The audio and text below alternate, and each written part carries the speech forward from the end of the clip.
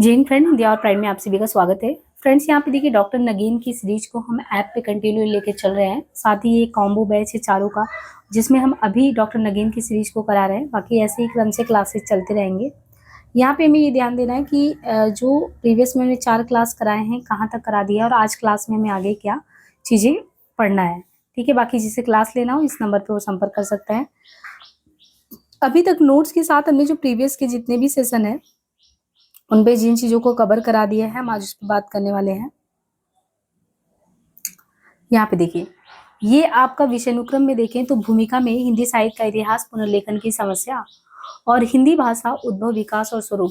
तो 6 से 16 पेज तक जो है हमने यहाँ पे ये कंप्लीट कराया, जिसमें डॉक्टर नगीन ने अपने अकॉर्डिंग जो है बताया पुनर्लेखन की समस्याएं क्या होनी चाहिए और भाषा, उद्भव, विकास से संबंधित बहुत सारे इंपॉर्टेंट फैक्ट निकल के आते हैं। और यहाँ तक हम नोट्स के साथ लगभग रिवाइज करा दिए। थोड़ा सा नोट्स का पोर्शन बचा है जो आगे वाले क्लास में इंक्लूड कर लिया जाएगा। बाकी यहाँ तक नोट्स के साथ हमने कंप्लीट करा दिया और ये 6 से 16 यानी 16 पेज हमारा जो है 4 क्लास में वो लगभग आराम से लग गया है। एक क्लास 45 मिनट में 4 घंटे लग गए हैं। अब आज से यहाँ से हमारा पूर्व पीठिका और आदिकाल का क्लास शुरू होगा। प्रथम खंड पूर्व पीठिका तथा आदिकाल। यहाँ से आप ये देखो क्लास में पूर्व पीठिका में क्या क्या चीजें बताई गई हैं जो महत्वपूर्ण है हमें देखना है।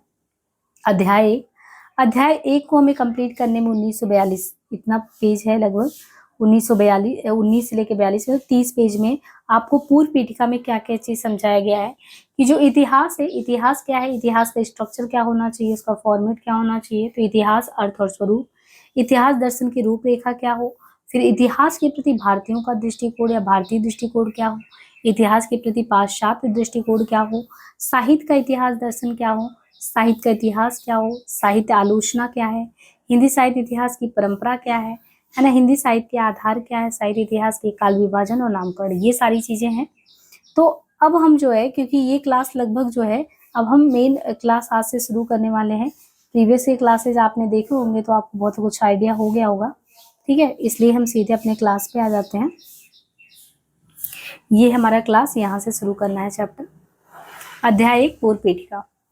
तो अध्याय 1 पूर्व पीठिका में ये सबसे पहले कहते हैं कि जो इतिहास है, इतिहास का पहले अर्थ समझिए और इतिहास का अर्थ और स्वरूप। आप डॉक्टर रामचंद्र शुक्ल का अगर देखें, हिंदी साहित्य का इतिहास हो या बच्चन सीरीज जो है आधुनिक हिंदी साहित्य करा रहे हैं, या डॉक्टर इनका संवेदना का इतिहास रामस्वरूप जी का करा रहे हैं, हर एक चैप्टर को जब आप पढ़ेंगे और उन्होंने हिंदी साहित्य के इतिहास लिखने का प्रयास किया है तो सबसे पहले वो इतिहास को क्लियर कर देते हैं कि आप वो इतिहास भारतीय, पाश्चात्य, मध्यकालीन जो एक इतिहास का रहा है, इतिहास का जो विषय वो वाला इतिहास नहीं समझे। ये साहित्य में इतिहास का क्या महत्व है, किस तरीके से क्या है, उसके बारे में बताया जाता है। तो यहाँ पे सबसे पहले इन्होंने बताया कि जो इतिहास है ना, इतिहास का अर्थ क्या होता है।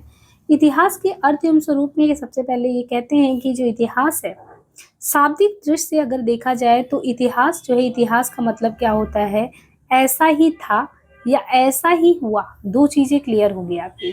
शाब्दिक दृष्टि से जो इतिहास है, इतिहास का अर्थ होता है ऐसा ही था या ऐसा ही हुआ। इससे दो बातें तो क्लियर हो गई कि एक तो यह है कि इतिहास का संबंध अतीत से है, यानी ऐसा ही था, एक चीज अतीत से हो गया और उसके तहत केवल वास्तविक या यथार्थ घटनाओं का ही समावेश किया जाता है। एक चीज अगर आपने देखा हो, शुरुआत में हमने इलियट का एक कथन बताया था, आपको याद आ रहा हो। इलियट ने कहा कि हमेशा जो है अतीत ही जो है वर्तमान को रास्ता नहीं दिखाता, कभी कभी वर्तमान भी जो है अतीत के लिए फायदेमंद होता है। इलियट का कथन पढ़ाया था हमने। यहाँ पे कह रहे हैं कि शाब्दिक दृष्टि इतिहास का मतलब होता है ऐसा ही था, मतलब कि कुछ तो ऐसा घटा था, ऐसा ही कुछ हुआ था। इससे दो बातें क्लियर हुई, एक तो इतिहास का संबंध अतीत से क्योंकि कुछ तो ऐसा हुआ था, दूसरा ये कि ऐसा ही हुआ, दूसरा ये है कि उसके अंतर्गत केवल वास्तविक या यथार्थ घटनाओं का ही समावेश किया जाता है, जो सच में हुआ हो, रियल में हुआ हो। उनमें उन सभी लिखित या मौखिक वृत्तों, यानी लिख के आप रखो या मौखिक वृत्त को सम्मिलित करो, जिनका संबंध अतीत की यथार्थ परिस्थिति व घटना से है और साथ ही उनका संबंध केवल प्रसिद्ध घटनाओं से ही नहीं अपितु उन घटनाओं से भी है जो प्रसिद्ध ना होते हुए भी यथार्थ में घटित हुई। देखिए एक चीज और भी क्लियर है, इन्होंने साफ साफ ये कहा कि इतिहास का अर्थ ऐसा ही था, ऐसा ही हुआ, उसमें वास्तविक घटनाएं हो और कुछ ऐसे होती हैं कि जरूरी नहीं कि हर एक घटना जो है लाइमलाइट में हो, वो प्रसिद्ध ही घटना हो। अब वो प्रसिद्ध नहीं तो इसका ये मतलब नहीं कि उन घटनाओं का आप उल्लेख ही नहीं करो। जो घटनाएं प्रसिद्ध नहीं भी हैं लेकिन सच में ऐसा हुआ है, घटित हुई हैं, तो वो चीजें होनी चाहिए। वस्तुतः आज इतिहास शब्द को इतने व्यापक अर्थ में प्रयोग किया जाता है कि उसके तहत अतीत की प्रत्येक स्थिति, परिस्थिति, घटना, प्रक्रिया, प्रवृत्ति, उनकी व्याख्या आ जाता है। संक्षेप में हम क्या कहेंगे इतिहास के बारे में? अतीत की किसी भी तथ्य, तत्व और प्रवृत्ति का वर्णन, विवरण, विवेचन, विश्लेषण को जो कि काल विशेष या कालक्रम की दृष्टि से किया गया हो। किसे? एक खास बात है कि काल विशेष या कालक्रम की दृष्टि से किया गया इतिहास कहते हैं। लक्षणिक यानी लक्षण में देखें, लाक्षणिक अर्थ में देखें तो इतिहास का प्रयोग अतीत की घटनाओं के विवरण के स्थान पर स्वयं अतीतकालीन घटनाओं और व्यक्तियों के लिए भी होता है। जैसे मान लो महात्मा गांधी ने भारत के नए इतिहास का निर्माण किया, या सम्राट अशोक भारत के इतिहास के निर्माता थे। इन वाक्यों में किंतु शास्त्रीय वैज्ञानिक विवेचन में लाक्षणिक प्रयोग अग्राह्य है, त्याज्य ही समझे जाते हैं। प्राचीन काल से ही इतिहास को अध्ययन के एक स्वतंत्र विषय के रूप में मान्यता प्राप्त है। इतिहास एक अपना अलग स्वतंत्र विषय, इतिहास लोग पढ़ते हैं, लेकिन जो अध्येता हैं उनके दृष्टिकोण और पद्धति के अनुसार जो है स्वरूप बदलता रहता है। इसलिए कभी उसे कला के क्षेत्र में, कभी विज्ञान के क्षेत्र में स्थान दिया जाता रहा इतिहास को। वस्तुतः इतिहास क्या है? इतिहास कला है या विज्ञान? इतिहास कला है या विज्ञान, ये प्रश्न आज भी विवाद का विषय बना हुआ है। इस विवाद के मूल में ये भ्रांति विद्यमान है कि कोई भी वस्तु या विषय अपने आप में कला या विज्ञान की कोटि में आ सकता है। कोई भी विषय अपने आप में वो कला या विज्ञान की कोटि में आ सकता है, जबकि वास्तविकता ये है कि कला या विज्ञान का निर्णय विषय वस्तु के आधार पर नहीं, अपितु उसकी अध्ययन पद्धति या रचना पद्धति पर निर्भर करता है। क्या कहा जा रहा है? आज तक इतिहास को कला और विज्ञान में, इतिहास जो है कला है या विज्ञान, ये लोग समझ नहीं पा रहे हैं। और कला या विज्ञान की कोटि में आए या नहीं, इसमें लेके बड़ा कंफ्यूजन है। तो समझने की बात है, यहाँ पे कहा जा रहा है कि कला या विज्ञान की कोटि में आ सकता है। इस विवाद के मूल में जो ये भ्रांति है कि कोई भी वस्तु जो है, कोई भी विषय अपने आप में वो कला या विज्ञान की कोटि में आ सकता है, जबकि वास्तविकता ये है कि कला या विज्ञान का निर्णय हम विषय वस्तु के आधार पर नहीं करते, अभी तो उसकी अध्ययन पद्धति और उसकी रचना पद्धति क्या है उस पर डिपेंड करता है। इतिहास क्या है? वो हमें अतीत का इतिवृत्त देता है, जानकारी देता है इतिहास के संबंध में। इतिहास जो है जो भी पहले घटनाएं घटी है उसकी जानकारी देता है अतीत का, किंतु ये हम पर निर्भर करता है कि उसी इतिवृत्त, उसी जानकारी का उपयोग हम कैसे कर लें। यदि अतीत के इतिवृत्त को हम, वही इतिहास के इतिवृत्त को, अगर मतलब कोई भी घटना को हम आत्मपरक दृष्टिकोण, व्यक्तिक अनुभूति, ललित शैली में प्रयोग करते हैं तो वो कला हो गया, कला की संज्ञा से विभूषित हो गया। जबकि उसी को ऑब्जेक्टिव दृष्टि से, यानी सब्जेक्टिव ना देके ऑब्जेक्टिव वस्तुपरक देखते हैं, तर्कपूर्ण शैली का इस्तेमाल करते हैं, गवेषणात्मक की संज्ञा से विभूषित करते हैं, तो वही अतीत का विवरण विज्ञान हो जाता है। अब बहुत महत्वपूर्ण 3 चीजें निकल के आ रहा है इससे। इतिहास को डिपेंड करता है कि कला या विज्ञान। अच्छा, ये क्वेश्चन भी आता है, बहुत फ्रीक्वेंटली ये क्वेश्चन पूछा जाता है कि इतिहास कला है विज्ञान, इसको जरा डिफाइन करिए कि आप क्या समझते हैं कि इतिहास क्या है, कला है या विज्ञान है। अब इन्होंने इतिहास की कला और विज्ञान के संबंध में 2 चीजें हैं। 2 चीजों में है कि इतिहास में आप कोई भी चीज, अगर वही चीज मिला आत्मपरक दृष्टिकोण से कर रहे हैं, आपके देखने की जो दृष्टिकोण है वो क्या है? आत्मपरक है, ना कि आप कोई चीज को वस्तुपरक देख रहे हैं, ना कि आप गवेषणात्मक शैली में देख रहे हैं, रिसर्च के पर्पज से देख रहे हैं। तो 2 चीजें हैं। आपको अगर एक तरीके से कोई भी चीज सब्जेक्टिव मिलता है, एक मिलता ऑब्जेक्टिव मिलता है, ये आपके देखने की दृष्टिकोण की बात है ना, कि आप जो है इतिवृत्त जो जानकारी मिली है उसका इस्तेमाल आत्मपरक कर रहे हैं, अपनी खुद की व्यक्तिक अनुभूति के आधार पे कर रहे हैं। शैली जो आपके प्रस्तुत करने की वो ललित शैली है।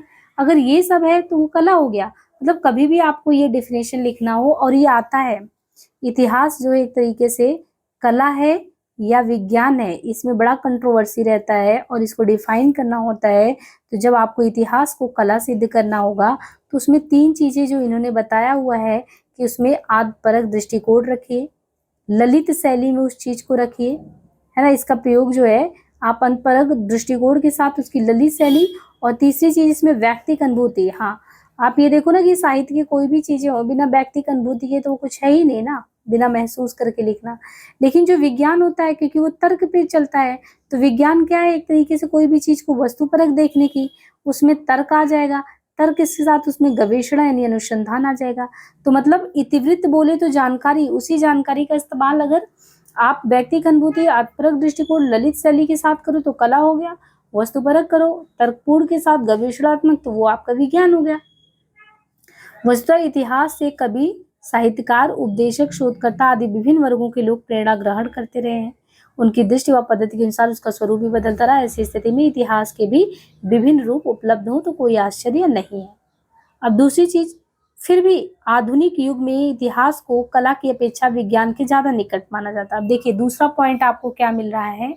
ठीक है भाई, कला और विज्ञान तो आपको समझा दिया, लेकिन आधुनिक युग में इतिहास को आप कला की अपेक्षा ज्यादा वैज्ञानिक समझिए, क्योंकि जो प्रत्येक इतिहासकार से दृष्टिकोण की तटस्थता और वस्तुपरकता, तथ्यों की यथार्थता और निष्कर्षों की प्रामाणिकता की अपेक्षा की जाती है। कोई भी इतिहास देखा जाए उसमें आप शुक्ल के इतिहास को उठा के देखेंगे तो जहां जहां उन्हें नहीं लगता वो उन पे क्वेश्चन मार्क कर देते हैं। इसलिए कह रहे हैं कि आज जो आपका इतिहास भी आप हिंदी का ही लिख रहे हो, आधुनिक युग में इतिहास को कला की अपेक्षा विज्ञान ज्यादा समझो, क्योंकि जो इतिहास है प्रत्येक इतिहासकार से ये माना जाता है कि वो अपनी जो दृष्टि रखेगा उसमें तटस्थ रहेगा, वस्तुपरक रहेगा, तथ्यों में यथार्थ रहेगा, निष्कर्ष में प्रामाणिकता रहेगा। वही दूसरी बात है कि विषय वस्तु की अविद्यमानता और अप्रत्यक्षता के कारण भौतिक विज्ञान की सी वैज्ञानिकता का आविर्भाव उसमें शायद ही संभव है। वास्तव में विषय भेद से स्वयं विज्ञान भी अनेक श्रेणियों में कोटियों में बटा है। एग्जाम्पल के लिए मनोविज्ञान, समाज विज्ञान, भाषा विज्ञान, है ना, ये ऐसे बटा है। उसी श्रेणी में हम स्थान नहीं दे सकते कि हम एग्जाम्पल के लिए मनोविज्ञान, समाज विज्ञान, भाषा विज्ञान, तो ऐसे विज्ञान की श्रेणी में तो हम नहीं स्थान दे सकते जिस श्रेणी में भौतिक विज्ञान, रसायन शास्त्र, जीव विज्ञान को देते हैं। इसलिए इतिहास को भी हम उस श्रेणी के विज्ञान में स्थान दे सकते हैं जिस श्रेणी में भाषा विज्ञान व समाज विज्ञान, सोशियोलॉजी आता है, इसमें दे सकते हैं। तो अभी तक जो हमारा पहला टॉपिक था वो क्लियर हुआ। पहला टॉपिक क्या था? पहला टॉपिक था इतिहास का अर्थ और स्वरूप, जिसमें ऐसा ही था या ऐसा ही हुआ के संबंध में बताया गया, और अतीत के संबंध में कि किसी भी तथ्य, तत्व, प्रवृत्ति के वर्णन, विवरण, विवेचन व विश्लेषण जो कि काल विशेष या कालक्रम के दृश्य हो, इतिहास होता है। यहाँ पे फिर अध्ययन पद्धति में कला और विज्ञान को डिफाइन किया गया, और ज्यादा निकट आज विज्ञान की तरफ है। विज्ञान, हाँ, ज्यादा निकटता विज्ञान से, वो क्लियर हुआ। तो पहले में टॉपिक हमें क्लियर कर लिया, इतिहास के रूप के संबंध में इतिहास का अर्थ क्या है उसको क्लियर किया। अब दूसरा है इतिहास का दर्शन। इतिहास दर्शन की रूपरेखा की बात की गई। इतिहास दर्शन की रूपरेखा में क्या कहा गया है? जैसे कि पीछे संकेत दिया जा चुका है कि इतिहास के अध्ययन में विभिन्न विद्वान विभिन्न प्रकार के दृष्टिकोण रखते हैं, और ये दृष्टिकोण भी आप देखो तो समय समय पर बदलते रहते हैं। इसी तथ्य के आधार पर इतिहास दर्शन विषय की स्थापना हुई, जिसमें इतिहास के संबंध में प्रयुक्त और प्रचलित विभिन्न दृष्टिकोण, धारणा और विचारों का अध्ययन होता है। अस्तु इतिहास संबंधी विचारों या धारणाओं को समूह रूप में इतिहास दर्शन कहते हैं। वैसे पश्चिम के कुछ विद्वानों ने इतिहास दर्शन, फिलॉसफी ऑफ हिस्ट्री का प्रयोग संकीर्ण व सीमित अर्थ में किया है और अपने अपने दृष्टिकोण को उसी पर आरोपित करने का प्रयास भी किया है। सर्वप्रथम वोल्टेयर ने इस संज्ञा का प्रयोग करते हुए इसके अर्थ को केवल आलोचनात्मक या वैज्ञानिक इतिहास तक सीमित रखने का प्रयास किया है। किसका नाम लिया गया है? सर्वप्रथम वोल्टेयर ने इस संज्ञा का प्रयोग करते हुए इस अर्थ को केवल आलोचनात्मक या वैज्ञानिक इतिहास तक सीमित रखने का प्रयास किया। किसने? सबसे पहले वोल्टेयर ने। इसको कहाँ तक सीमित रखने का प्रयास किया है? इसको आलोचनात्मक या वैज्ञानिक इतिहास तक सीमित रखने का प्रयास किया है। हीगल ने क्या किया है? हीगल ने, जिसे वोल्टेयर ने इसको आलोचनात्मक वैज्ञानिक तक रखने का किया है, हीगल जो है इसका प्रयोग विश्व इतिहास के अर्थ में तथा परवर्ती युग के विद्वानों ने कुछ इसको परीक्षणात्मक यथार्थवादी दृष्टिकोण के लिए चुना, किंतु आज जो इतिहास दर्शन के नाम से उपलब्ध पुस्तकों में पूर्व से पश्चिम तक, प्राचीन काल से लेकर आधुनिक तक के उन सभी दृष्टिकोणों व विचारों का प्रतिपादन किया जाता है जो इतिहास के अध्ययन में प्रयोग हुआ। ऐसी स्थिति में यदि हम एकांगी और एक पक्षीय धारणाओं से बचते हुए इतिहास दर्शन का सर्वांगीण व सर्वपक्षीय बोध करना चाहते हैं तो हमें उसे उसी व्यापक और समन्वित अर्थ में देखना चाहिए जिसके अनुसार इतिहास दर्शन उन दृष्टिकोणों, विचारों व अध्ययन पद्धतियों के समूह का सूचक है जिनका प्रयोग इतिहास के अध्ययन से ही संभव है। अब देखिए, एक तो आपको बताया कि इतिहास दर्शन जब भी लो उसके सर्वांगीण सर्वपक्षीय बात करो, ना कि उसके एकांगी पक्ष एक पक्षीय धारणाओं को रखो। दूसरी चीज, इतिहास के प्रति हमारा जो भारतीय दृष्टिकोण है वो कैसा होना चाहिए। तो एक टॉपिक है इतिहास के प्रति जो भारतीय दृष्टिकोण। तो इतिहास के प्रति जो भारतीय दृष्टिकोण है वो प्रायः आदर्श मूलक व आध्यात्मवादी रहा है। इसलिए कहते हैं कि इसमें भौतिक जगत की जो स्थूल घटनाएं हैं उनमें भी आध्यात्मिक तत्व के अनुसंधान की प्रवृत्ति रही हो। कोई भी घटना हो उसमें आध्यात्मिक तत्व यहाँ के भारतीय संदर्भ में देखा जाएगा। भारतीय सभ्यता और संस्कृति में प्रायः सामयिक तत्वों की अपेक्षा चिरंतन मूल्यों को ज्यादा महत्व देते हैं। ये भी है, इतिहास के प्रति जो भारतीयों का दृष्टिकोण है वो प्रायः क्या है, आदर्श मूलक, आध्यात्मवादी। हम छोटी से छोटी घटनाओं में भी आध्यात्मिक तत्वों का खोज करते हैं। और इतना ही नहीं, हमारे जो सामयिक तत्व उसकी अपेक्षा हमारे जो चिरंतन मूल्य है उनसे हमारा मोह ज्यादा होता है। अतः यहाँ के प्राचीन इतिहासकारों ने, जो पहले के इतिहासकार हैं, उन्होंने अतीत की व्याख्या करते हुए इस दृष्टिकोण से किया कि वे परिवर्तनशील अतीत में से भी उन विशेषताओं का अनुसंधान करते रहें जो मनुष्य को अस्थायी और अमर बनाती है, उन्होंने घटनाओं एवं क्रियाकलापों की व्यवस्था भौतिक उपलब्धियों एवं व्यक्तिगत सफलताओं की दृष्टि से कम करके समष्टि हित की दृष्टि से ज्यादा किया है। इसलिए महाभारत काल ने जहाँ इतिहास को एक ऐसा पूर्वत माना है जिसके माध्यम से धर्म है, अर्थ है, काम और मोक्ष का उपदेश दिया जाए, तो पौराणिकों ने ऋषियों महापुरुषों के चरित्र गान को इतिहास के रूप में माना है। घटना की अपेक्षा यहाँ पे कैरेक्टर को, यानी घटना की अपेक्षा हम लोगों ने जो है चरित्र को महत्व ज्यादा दिया है। इतिहास के प्रति भारतीय दृष्टिकोण में क्या क्या पॉइंट्स निकल के आए हैं, बहुत इंपॉर्टेंट पॉइंट। देखिए, हमारे यहाँ के लोग इतिहास भी देखते हैं या इतिहास पे बात करते हैं तो हम अपने जो चिरंतन मूल्य हैं, हमारे जो चिरंतन मूल्य हैं हम उसको नहीं छोड़ते। हमारी सोचने की जो प्रकृति है वो सोचने की प्रकृति में कह रहे हैं कि जो हमारे आध्यात्मवादी तत्व हैं, क्योंकि हमारा जो परवरिश है, हमारा जो एक तरीके से नरिशमेंट है, उसके केंद्र में भारतीयों के लिए ये कहा जा रहा है कि क्या चीजें हैं जो है ही, उनसे हम अपने आप को पीछा नहीं छुड़ा सकते। उनमें हमारे अंदर ये चिरंतन मूल्य है, वो बैठे हुए हैं हमारे संस्कारों में, और उन संस्कारों के साथ ही हम आगे बढ़ते हैं। इसलिए यहाँ पे साफ साफ ये चीज कहा गया है कि हमारा मूल्य क्या रहा है, आध्यात्मवादी रहा है। दूसरा चीज आदर्शवादी रहा है। हम इन मूल्यों को छोड़ नहीं सकते, पीछे नहीं हट सकते। इसलिए भारतीय दृष्टिकोण आदर्श मूलक आध्यात्मवादी रहा। वो स्थूल घटनाओं में भी चीजों को निकाल लेता है। और हमारे यहाँ पे कैसे, हमारे यहाँ पे जो भी चीजें हैं, धर्म है, अर्थ है, काम है, मोक्ष है, तो महाभारत काल ने जहाँ इतिहास को एक पूर्वत माना है जिसके माध्यम से कि धर्म, अर्थ, काम और मोक्ष का उपदेश, तो ये कहाँ से, हमारे पौराणिक ऋषियों के, महापुरुषों के चरित्रगान को भी मान लेते हैं। तो हम क्या करते हैं, किसी भी घटना को उतना ज्यादा शायद तवज्जो ना दे जितना हम चरित्र को देते। कौन सी महान सी विभूतियां हैं जो हम पे बहुत प्रभाव डालती हैं।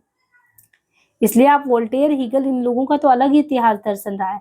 हमारे इतिहास दर्शन को इन लोगों ने कहा कि हमारी जो दृष्टि होनी चाहिए सर्वांगीण होनी चाहिए, समग्रता में।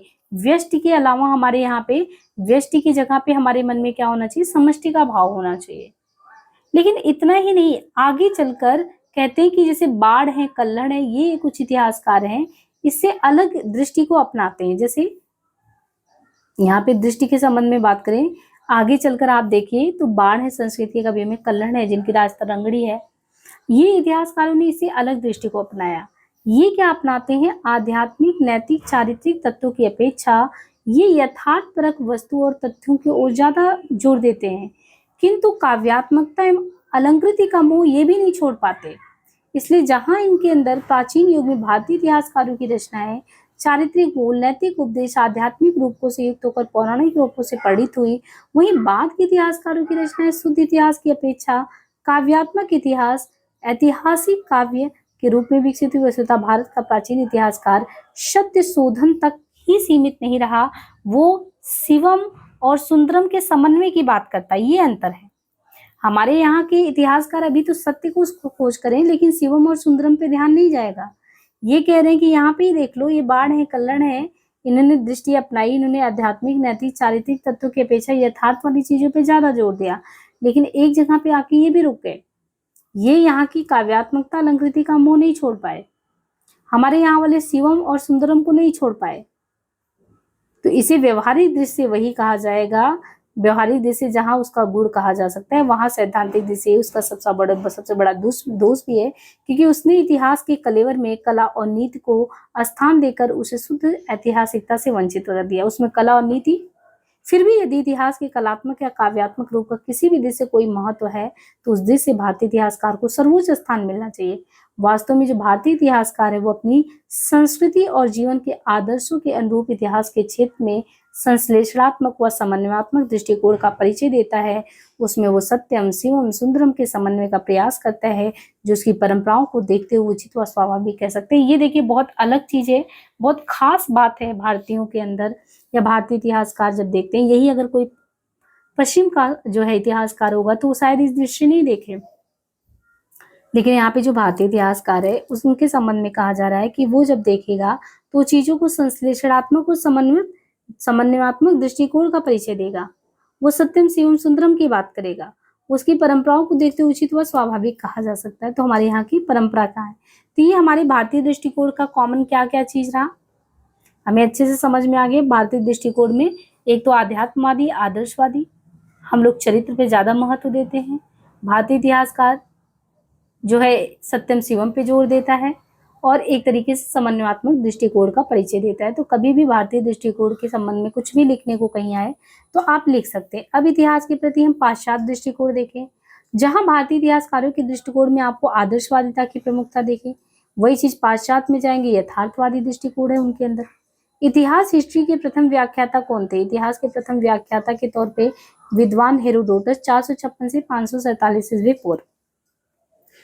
अब ये जो इतिहास के प्रथम व्याख्याता यूनानी विद्वान हेरोडोटस 456 से 547 ईस्वी पूर्व, तो विद्वान हेरोडोटस ने इसे खोज या गवेषणा या अनुसंधान के अर्थ में ग्रहण करते हुए उनके 4 लक्षण बताए। 4 लक्षण में क्या बताया इतिहास के बारे में?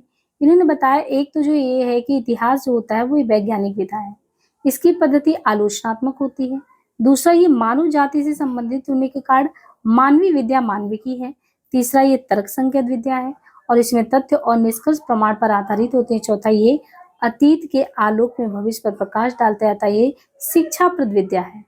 इसके अलावा हेरोडोटस ने यह भी स्पष्ट किया कि इतिहास का लक्ष्य प्राकृतिक या भौतिक परिवर्तन की प्रक्रिया की व्याख्या करना है। देखिए, 4 चीजें आपको जब पाश्चात्य में आप देखते हैं, तो इन्होंने बताया कि पाश्चात्य के तहत देखें तो 4 चीजें निकल के आती है।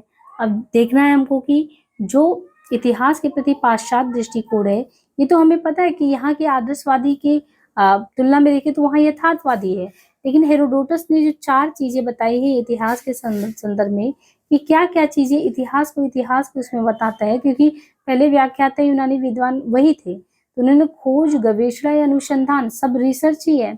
और जो 4 लक्षण बताए, तो इन्होंने सबसे पहले बताया कि जो इतिहास होता है वो आपका इतिहास क्या है। पहली चीज तो इतिहास एक वैज्ञानिक विधा है, पहली चीज क्लियर हुई, इतिहास वैज्ञानिक विधा है, और क्योंकि वैज्ञानिक है तो इसलिए वैज्ञानिक पद्धति में आलोचनात्मक जो एक क्रिटिकल पक्ष होता है वो आता ही है, क्रिटिकल पक्ष आता है। दूसरी चीज ये है कि ये जो इतिहास है वो संबंध किससे है? मानवीय विद्या से, मानवीय विद्या से, मानविकी से संबंध रखता है, मानवीय विद्या मानविकी। तीसरा ये है कि ये जितना भी है इतिहास है, एक तरीके से कह रहे हैं कि ये तर्क संगत विद्या है, ऐसे ही नहीं तर्क संगत है। तर्क संगत क्यों है? क्योंकि इसमें भी तथ्य और कोई भी फैक्ट लेते हैं, फैक्ट का एनालिसिस करते हैं, निष्कर्ष निकालते हैं।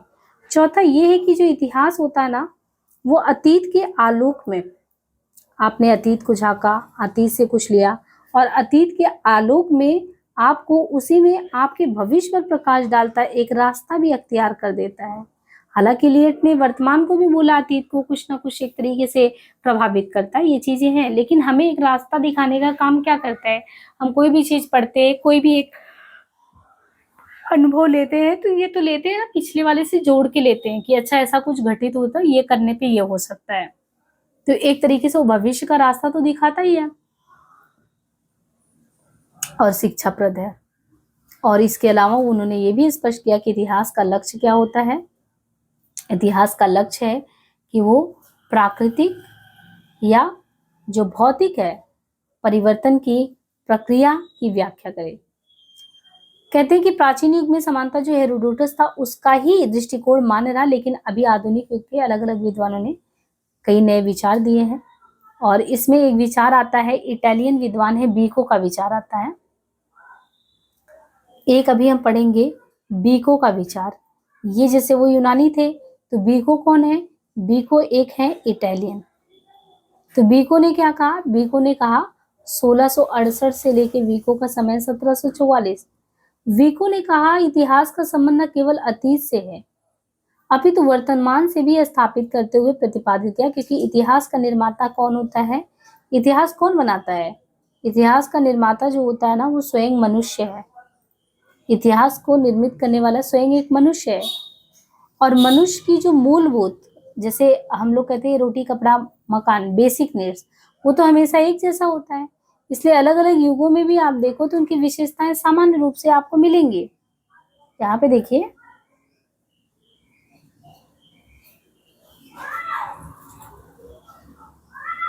प्राचीन युग में समानता हेरोडोटस का ही दृष्टिकोण तो मान्य रहा था, लेकिन ये जो इटालियन विद्वान है, इटालियन विद्वान क्या नाम है इनका?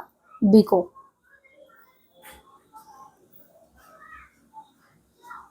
चलिए यहाँ पे देखिए, एक इटालियन विद्वान है बीको। अब ये इटालियन विद्वान है बीको 1668 से 1744। अब इनका संबंध न केवल अतीत से अपितु ये वर्तमान से भी स्थापित करते हैं। इतिहास का निर्माता स्वयं मनुष्य और मनुष्य की मूलभूत प्रवृत्तियां क्या होती है? वो हमेशा समान होती है। मतलब प्रवृत्तियां उनकी समान से, इसलिए कुछ भी बदल दो, इतिहास लेखन की कुछ जो प्रक्रिया है वो तो वैसी ही रहेगी। इसलिए वो क्या कहते हैं, इतिहास लिखने की पद्धति के संबंध में बीको ने अनेक सुझाव देते हुए इतिहासकार को अतिरंजना व अतिशयोक्ति से बचने के लिए कहा है कि उसको बहुत ज्यादा महत्व नहीं देना है। एक जर्मन दार्शनिक कांट है 1724 से 1804, इन्होंने इतिहास की नई व्याख्या प्रस्तुत करते हुए प्रतिपादित किया है कि सृष्टि का बाह्य विकास प्रकृति की आंतरिक विकास प्रक्रिया का प्रतिबिंब मात्र है। यानी जो सृष्टि है, सृष्टि का जो बाहरी आपको विकास देखने को मिल रहा है, वो बाहरी विकास क्यों है? वो सृष्टि का बाहरी विकास आपकी प्राकृति, ये जो प्रकृति है उसकी आंतरिक विकास प्रक्रिया का एक प्रतिबिंब है। अंदर में कुछ परिवर्तन हुआ, उसका प्रतिबिंब मात्र आपको दिखता है। अतः इतिहास का भी इसी रूप में, इतिहास को भी इसी रूप में ग्रहण करना चाहिए, अर्थात ऐतिहासिक घटनाओं के पीछे प्राकृतिक नियम जो होते हैं उनकी प्रवृत्ति को समझने का प्रयास होना चाहिए। क्या है इसके पीछे, क्यों ऐसे घटनाएं घटित हो रही हैं? तो ये किसका कहना है? ये जर्मन दार्शनिक है कांट, इन्होंने कहा है कि सृष्टि का बाह्य विकास प्रकृति के आंतरिक विकास प्रक्रिया का प्रतिबिंब है। हर एक ऐतिहासिक घटना के पीछे प्राकृतिक नियम होते हैं। हीगल है, हीगल 1770 से 1831 भी। हीगल ने जो है कांट की विचारधारा को और आगे बढ़ाया, हीगल ने ही। और इन्होंने आगे बढ़ाते हुए स्पष्ट किया कि इतिहास जो होता है वो केवल घटनाओं का अन्वेषण या संकलन करना नहीं है, कि आप संकलन कर रहे हो, खूब ढेर सारा बस रिसर्च ही किए जा रहे हो, नहीं भाई। अभी तो उसके भीतर आप ये भी पता करो कि कार्य कारण श्रृंखला क्या है। बिना कार्य कारण श्रृंखला के कुछ नहीं होता। तो ये थोड़ा एक कदम और आगे, क्योंकि हीगल ने उस चीज को एक्सप्लेन किया। उन्होंने कहा कि नहीं, इसके भीतर कार्य कारण की श्रृंखला विद्यमान है। तो हीगल के मत के अनुसार क्या हुआ, विश्व इतिहास की प्रक्रिया का मूल लक्ष्य मानव चेतना का विकास है। और अगर मानव चेतना का हम विकास करना चाहते हैं तो सिर्फ कोई भी चीज तथ्य को बटोरेंगे नहीं, कार्य कारण श्रृंखला में देखेंगे। तो मूल लक्ष्य मानव चेतना के विकास है जो द्वंदात्मक पद्धति पर आधारित है। इस द्वंदात्मक पद्धति या प्रक्रिया के अनुसार वाद यानी थीसिस, प्रतिवाद यानी एंटीथीसिस, इनके द्वंद्व से एक निकल के आता संवाद। जैसे आप कोई भी बहुत ज्यादा एक्सट्रीम कोई भी निर्णय मत लो, बीच का रास्ता निकालो, जो बौद्ध दर्शन में मध्यम प्रतिपदा कहा गया है। तो वाद कोई भी चीज रखो, फिर उस पर प्रतिवाद हो, थीसिस एंटीथीसिस, फिर एक सिंथेसिस निकले संवाद। इतिहास की व्याख्या भी इसी द्वंद्वात्मक पद्धति के आधार पर होनी चाहिए। 19वीं सदी में कहते हैं कि 19वीं सदी में देखें तो डार्विन ने अपनी विकासवादी सिद्धांत की स्थापना के द्वारा इतिहास को एक नई दृष्टि, शक्ति व गति दी। किसने दिया था? 19वीं सदी में जो डार्विन है, 19वीं सदी में डार्विन ने अपने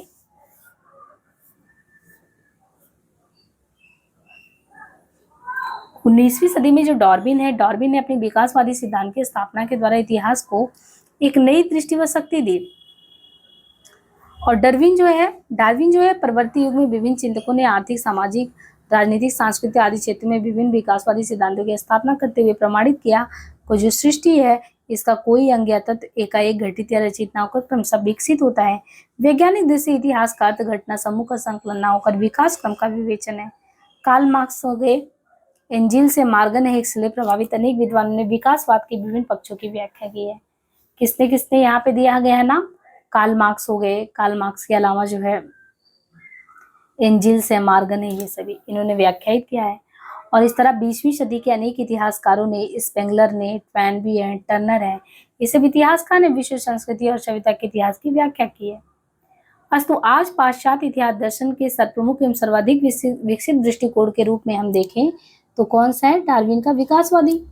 किंतु अनेक देशों से ये दृष्टिकोण भी अभी तक कंप्लीट नहीं हो पाया। एक तो अर्थशास्त्र, समाजशास्त्र, मनोविज्ञान, संस्कृति आदि विभिन्न क्षेत्रों में काम करने वाले विकासवादी चिंतकों के सिद्धांत में परस्पर अन्विति नहीं है, एक रूपता नहीं है। जहाँ जो डार्विन का विकासवाद है, अब जैसे डार्विन का विकासवाद है, अब डार्विन का विकासवाद प्राणी शास्त्र में लागू होता है तो मार्क्स ने दिया अर्थशास्त्र में, स्पेंसर का वही चीज भौतिक विज्ञान में, या जो बर्गसा है उनका मनोविज्ञान में। दूसरे विकासवादी सिद्धांतों के विरोध में भी प्रतिक्रिया हो रही है। विद्वानों का एक वर्ग उन्हें क्या कहता है? उन्हें विधेयवादी कहकर ठुकराने का प्रयास करता है।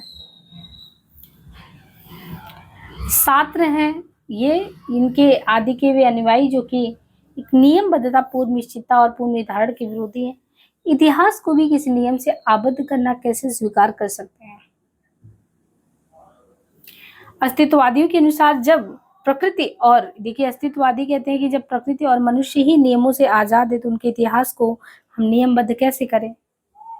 किंतु हमारे विचार में नियम और अनुशासन का ये विरोध अवैज्ञानिकता एवं अराजकता का ही पोषक है। कदाचित हीगल के शब्दों में ये भी वाद का प्रतिवाद मात्र है, जो संभवतः हमें किसी नए संवाद की ओर अग्रसर करने में सहायक सिद्ध हो सके।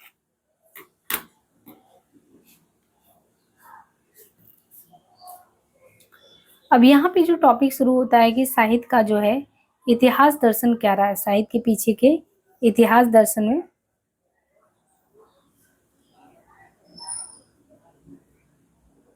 ये टॉपिक साहित्य दर्शन, साहित्य और साहित्य आलोचना।